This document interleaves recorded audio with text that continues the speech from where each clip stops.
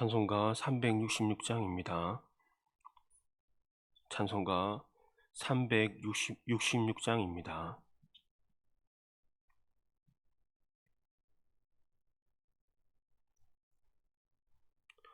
어두운 내 눈 밝히사 진리를 보게 하소서.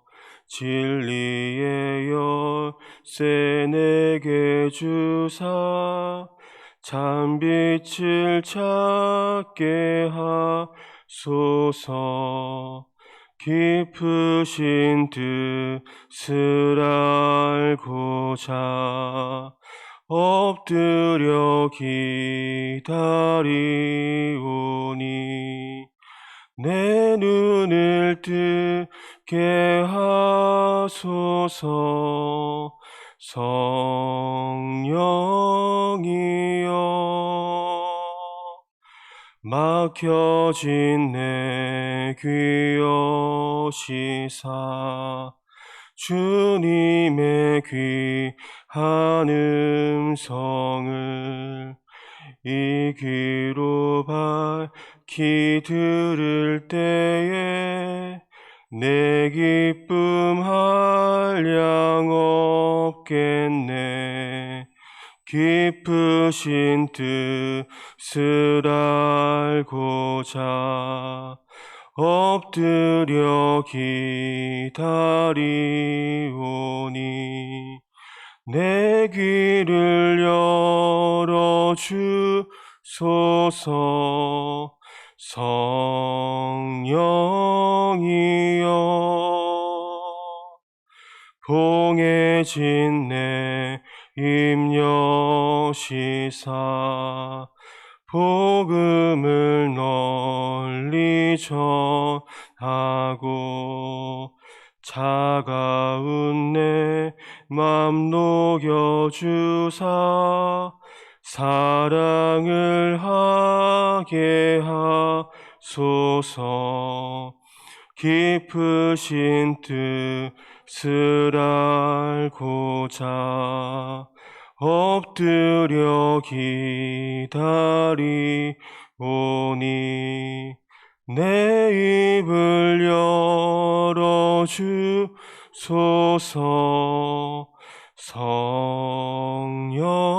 성령이여 아멘. 하나님 말씀 욥기 37장 1절부터 13절까지 말씀입니다. 구약 성경 797페이지에 있습니다. 욥기 37장 1절부터 13절까지 말씀 교독하시고 마지막 절을 같이 읽겠습니다. 이로 말미암아 내 마음이 떨며 그 자리에서 흔들렸도다.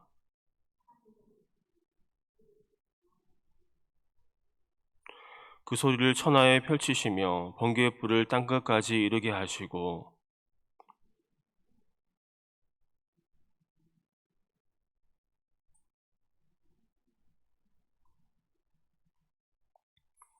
하나님은 놀라운 음성을 내시며 우리가 헤아릴 수 없는 큰 일을 행하시느니라.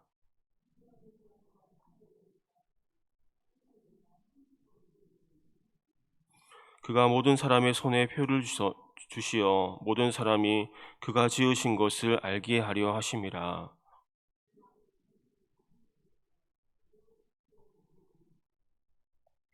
폭풍우는 그 밀실에서 나오고 추위는 북풍을 타고 오느니라.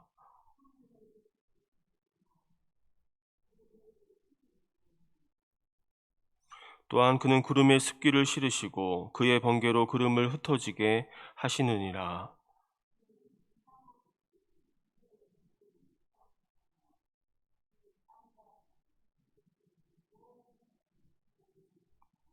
혹은 징계를 위하여 혹은 땅을 위하여 혹은 긍휼을 위하여 그가 이런 일을 생기게 하시느니라. 아멘. 엘리후는 어제에 이어서 오늘도 자연현상에 대해서 이야기하며 하나님은 주관하시는 분이고 또한 주권자이심을 말씀하고 있습니다. 1절 말씀은 이렇게 시작합니다. 이로 말미암아 내 마음이 떨며 그 자리에서 흔들렸도다.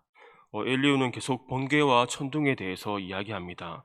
악인들을 향한 하나님의 심판 도구인 이 번개와 천둥 소리에 엘리후의 심장이 떨리고 흔들렸음을 말하고 있습니다.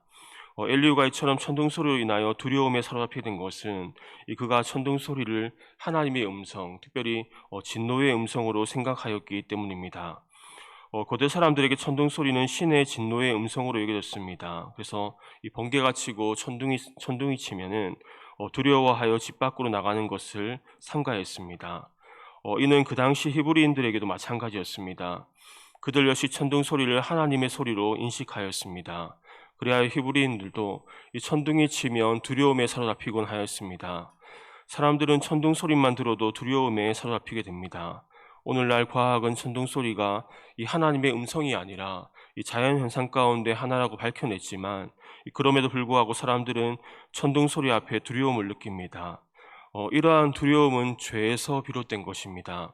사람 안에 있는 두려움은 원래부터 존재하던 것이 아니라 에덴 동산에서 타락하기 전에는 사람에게 두려움의 감정이 없었습니다.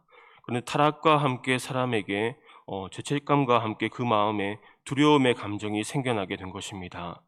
인간의 두려움은 전적으로 죄에서 비롯된 것입니다. 그래서 사람이 하나님에 대한 두려움을 극복하려면 이 하나님과의 관계를 회복해야 됩니다. 예수님은 자신의 피로 인간의 죄를 씻으심으로 하나님과 사람 사이에 화목의 조건이 되었습니다. 그리하여 누구든지 예수님을 의지하면 이 하나님께 나아가 화목함을 누릴 수 있게 되었습니다. 예수 그리스도를 믿는 자에게는 더 이상 하나님이 두려운 존재가 아니라 이 따뜻한 아버지가 되어주시는 것입니다. 그러므로 하나님을 향한 두려움도 가져야겠지만 경외함과 또한 존중과 사랑의 마음을 가지고 이 주님을 잘 섬기는 저와 여러분이 될 수 있기를 바랍니다. 그리고 2절 말씀이 이렇게 말씀합니다. 하나님의 음성 곧 그의 입에서 나오는 소리를 똑똑히 들으라. 2절의 후반부는 똑똑히 들으라라고 말씀하는데 이전에 개역 한글은 이 부분을 들으라 이렇게 두 번 반복하여 기록하고 있습니다. 하나님의 음성에 대해 주의를 기울이고 계속해서 들을 것을 강조한 것입니다.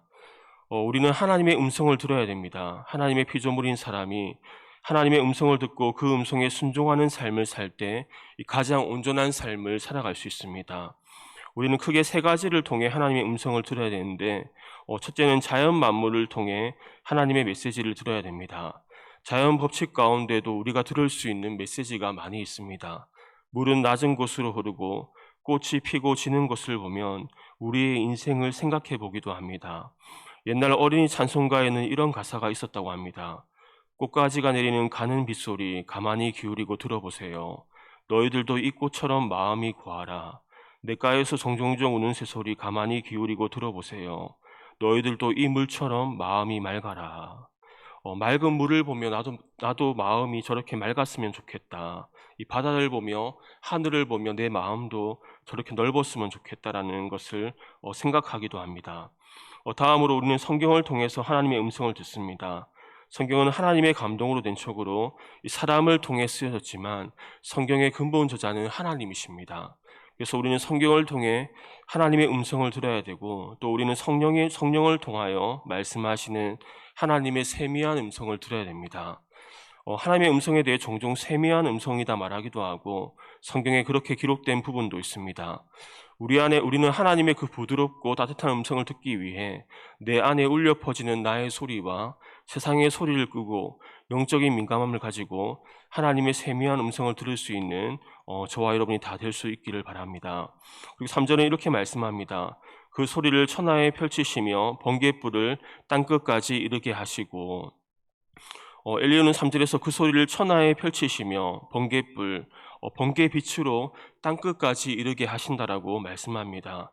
이는 번개와 천둥 소리가 동서남북 어디에나 빛을 비추고 소리를 낸다는 것을 말하는 표현입니다.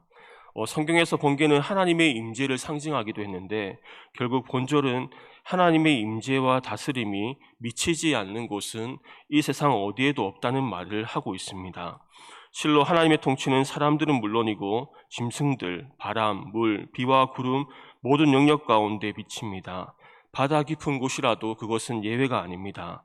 그래서 다윗은 시편 139편에 말하기를 내가 주의 신을 떠나 어디로 가며 주의 앞에서 어디로 피하리이까라고 고백하기도 하였습니다.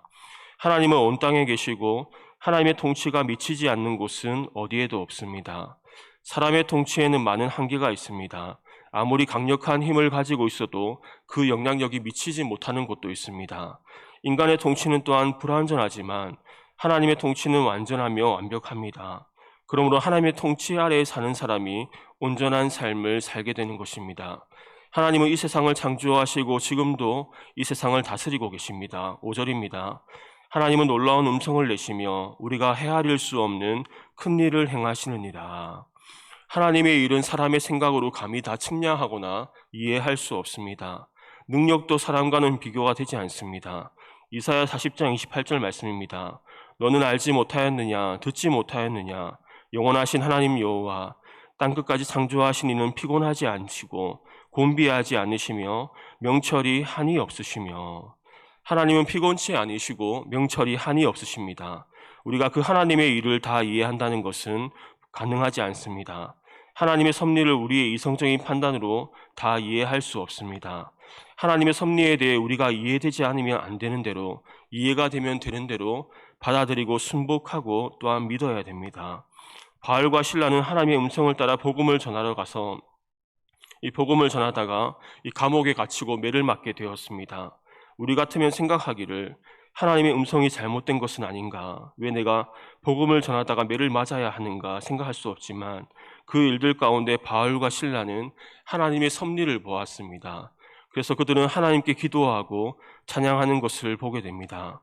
엘리후도 지금 욥에게 말하고 있는 것은 이해할 수 없지만 하나님의 섭리와 주권을 인정하고 욥이 해야 할 일은 하나님을 높이고 찬양하는 것이다 라는 것을 말하고 싶은 것입니다.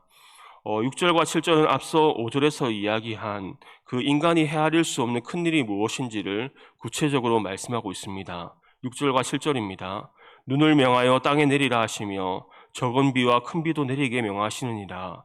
그가 모든 사람의 손을 표를 주시어 모든 사람이 그가 지으신 것을 알게 하려 하심이라. 6절과 7절을 보면 하나님은 눈과 비를 내리게 하셔서 이 모든 사람의 손에 표를 주시오라고 말씀하는데 이전 개역 한글은 각 사람의 손을 봉하신다라고 번역하였습니다. 여기서 손을 봉하신다는 것은 사람들이 일을 못하고 쉬는 것을 말합니다. 근동 지역에서 겨울에 많은 비가 내리는데 이 비가 많이 오면 자연이 일을 할 수 없고 날씨가 추워도 사람은 일을 할 수 없습니다.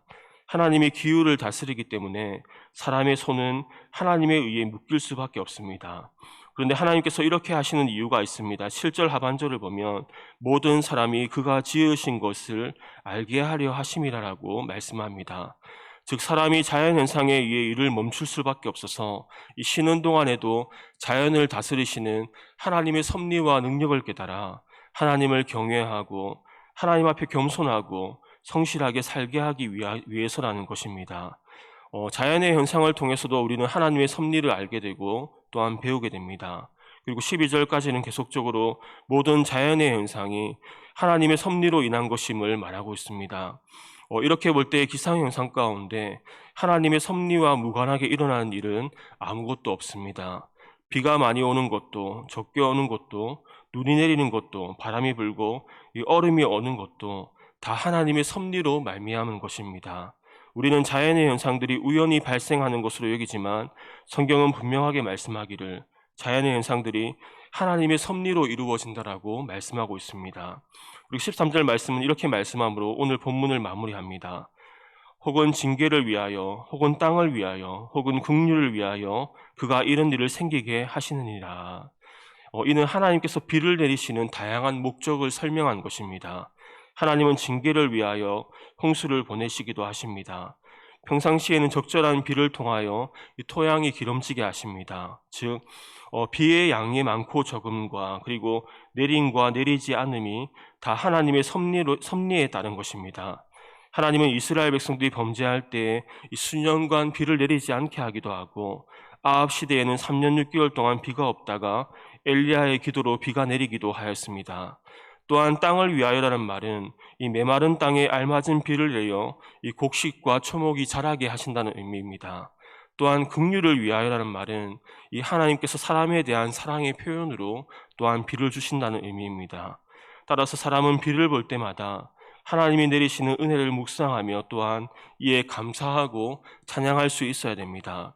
엘리후는 이러한 자연현상을 통해 자연현상마저도 하나님의 주권적인 섭리에 의해 움직이는데 이 욥이 당하는 고난 가운데에도 분명히 하나님의 섭리와 뜻이 있음을 말하고자 하는 것입니다. 우리는 이 세상에서 일어나는 모든 일에서 하나님의 손길을 느낄 수 있습니다. 이 세상의 모든 일이 하나님의 섭리로 이루어진다면 하나님의 뜻을 찾아서 거기에 인생을 조정하고 맞추는 사람이 하나님 보실 때 성공적인 인생을 사는 것입니다. 바울이 성공적인 인생을 산 사람으로 인정받은 것은 그가 자신을 향한 하나님의 뜻을 발견하고 그 뜻을 쫓는 삶을 살았기 때문입니다. 그는 선교 사역을 하면서도 자신에게 일어나는 모든 일들을 하나님의 섭리의 결과로 인정하고 그 뜻을 찾음으로 놀라운 열매를 맺을 수 있었습니다. 우리는 하나님의 일을 다 헤아릴 수 없지만 그분은 선하신 목적을 가지고 지금도 우리 삶과 가정에 그리고 교회와 이 나라와 열방 가운데 일하고 계십니다. 우리는 그 일에 동참할 수 있길 바랍니다. 우리 삶을 통하여 하나님의 높으시고 선하신 일들이 이루어지는 은혜가 사랑하는 교회와 성도님들의 삶에 일어나기를 주님의 이름으로 축원합니다. 기도하겠습니다. 온 자연 만물을 다스리시고 통치하시는 하나님, 하나님은 온 세상의 창조주이시며 또한 주관자이심을 고백합니다.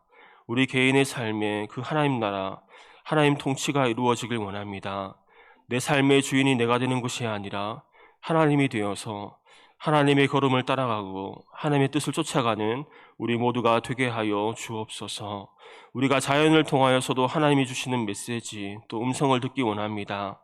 맑은 물을 보며 우리의 마음이 그와 같아지기를 기도하고 넓은 바다를 보며 하나님의 사랑과 은혜를 묵상하며 찬양하게 하시고 꽃을 보며 우리의 인생이 잠깐 피었다가 지는 인생임을 배우게 하여 주옵소서. 우리가 인생을 계수하는 지혜가 있기 원합니다. 이 짧은 인생 우리의 삶이 주님께 붙들리기 원합니다.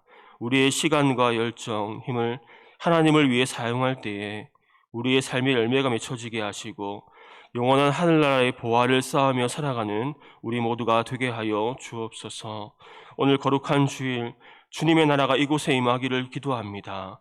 살아나는 역사가 있게 하시고 성령 하나님의 만져주심과 안아주심이 있게 하시고 모두가 하나님 사랑 가운데 행복해하고 기뻐하고 또 만족하는 주일 되게 하여 주옵소서. 드리는 예배마다 축복하여 주시고 예배마다 예수님의 이름만이 높임을 받는 시간 되게 하여 주옵소서. 주의 은혜를 사모하여 이곳에 나와 기도하는 성도님들을 기억하여 주시고 주님과의 친밀함이 열어지게 하시고 깊어지게 하시고 하나님의 얼굴을 구하는 은혜가 있게 하여 주옵소서. 감사드리며 살아계신 예수님의 이름으로 기도드립니다. 아멘. 하늘에 계신 우리 아버지, 아버지의 이름을 거룩하게 하시며 아버지의 나라가 오게 하시며 아버지의 뜻이 하늘에서와 같이 땅에서도 이루어지게 하소서. 오늘 우리에게 일용할 양식을 주시고 우리가 우리에게 잘못한 사람을 용서하여 준 것 같이 우리 죄를 용서하여 주시고 우리를 시험에 빠지지 않게 하시고 악에서 구하소서. 나라와 권능과 영광이 영원히 아버지의 것입니다. 아멘.